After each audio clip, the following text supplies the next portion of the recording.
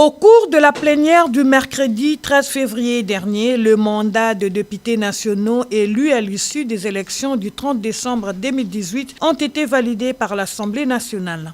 Cette session extraordinaire de la Chambre basse, conduite par un bureau provisoire, était aussi consacrée à l'élaboration du règlement intérieur ainsi qu'à l'élection du bureau définitif. Réaction de l'honorable Antoine Gonda Mangalibi. Cette validation, ça ne fait que reconnaître qu'il y a un territoire, un district qui existe et un peuple qui aspire à faire entendre sa voix au niveau national et pourquoi pas international. Ceux qui nous ont votés ont des aspirations qu'ils ont pu exprimer à tout un chacun au moment de la campagne.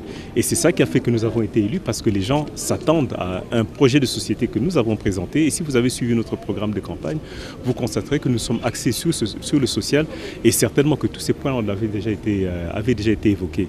Les grands défis, avant tout, c'était quoi? C'était d'abord de pouvoir avoir une reconnaissance internationale, parce que là, il ne faut pas oublier que toute la communauté internationale pariait sur l'échec de ce processus. Nous avons réussi ce processus, ça c'est la première étape.